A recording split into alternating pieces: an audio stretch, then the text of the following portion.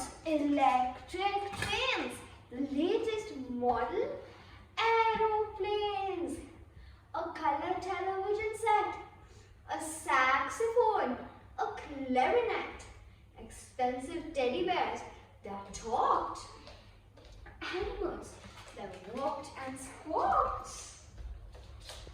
That house contained sufficient toys to thrill 500,000 boys. As well as this, young Roy would choose 2 pairs a week of brand new shoes. And now he stood there shouting, "What on earth is in there I haven't got?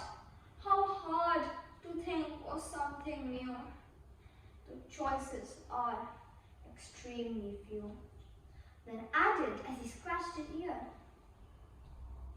"Hold it, I've got a good idea. The next thing I must get should be the most peculiar pet, the kind no one else has got. A giant anteater! Why not?" As soon as father heard the news, he quickly wrote to all the zoos. "My dear sirs," he said, "my dear keepers, do any of you have anteaters?"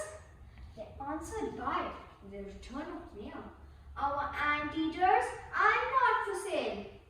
Undaunted, Roy's fond parent hurled more messages around the world. He said that I will pay you through the nose if you can get me one of those. At last, he found an Indian gent. He lived near Delhi in a tent, who said that he would sacrifice his pet for an enormous price. The price demanded, if you please, was 50,000 gold rupees.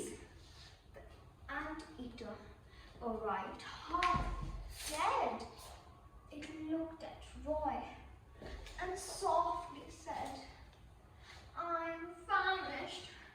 Do you think you could please just give me just a little bit of food?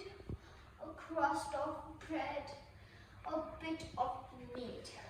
I haven't had anything to eat at all times. I was at sea. Nobody looked after me." Roy shouted, "No, no bread or meat. Go find an ant. There what you eat." The stalwart creature crawled away. It searched the garden night and day, but not a single ant it found. "Please give me food," the creature cried. "Go find an ant," the boy replied. By chance, upon that very day, Roy's father's sister came to stay, an old old hag of 83, whose name it seems was Dorothy. She said to Roy, "Come, let us sit out in the sun and talk a bit." Roy said, "I believe you've not met my new and most unusual pet." He pointed down among the stones where something lay with skin and bones. "Anteater," he said, "don't lie like yawning. This is my aunt. Come say good morning." Some people in the USA have troubles with the words they say. However hard they try, they can't pronounce simple words like aunt. Instead of aunt, they call it ant. Instead of can't, they call it can't. Roy yelled, "Come here, you so-and-so. My aunt would like to say hello." Slowly, the creature raised its head. "Do you mean that's an ant?" it said. "Of course," cried Roy and Dorothy. "This ant is over 83. The teacher smiled. Its tummy rumbled. It licked its stubborn lips and mumbled, "By gosh, a giant ant. What a winner. At last I will get a decent dinner."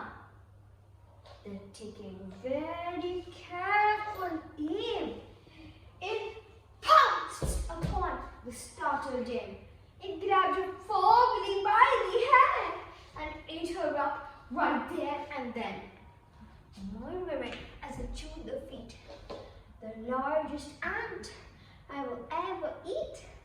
Meanwhile, our hero Roy had sped to the potting shed, hidden by a horse manure.